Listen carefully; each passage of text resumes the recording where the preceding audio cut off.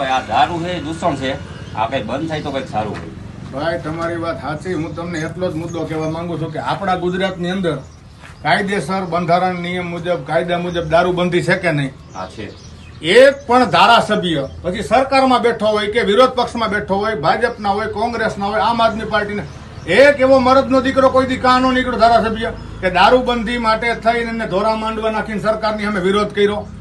આ બધાયને હપ્તા મળે છે ભાઈ.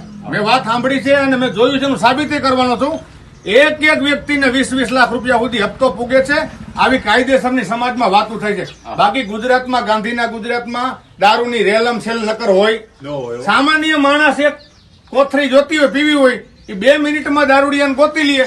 તો આપણી આ જાંબાજ પોલીસના હાથ બાંધી રાખ્યા છે સરકારે. બાકી આ પોલીસ આઈ દારૂના મૂરિયા ઉખેડીને મૂકી દે. મુદ્દો અહીંયા છે કે અત્યારે આપણા સમાજની અંદર ખાસ કરીને ગુજરાતમાં નાના નાના યુવાનો દારૂના ખપ્પરમાં, ડ્રગ્સના ખપ્પરમાં કારાભાઈ હોરાઈ જાય છે અને નાની નાની દીકરીઓ વિધવા થઈ ગઈ છે. નાના નાના બાળકોએ પોતાના ભાઈ, મા, બાપ ગુમાવ્યા છે.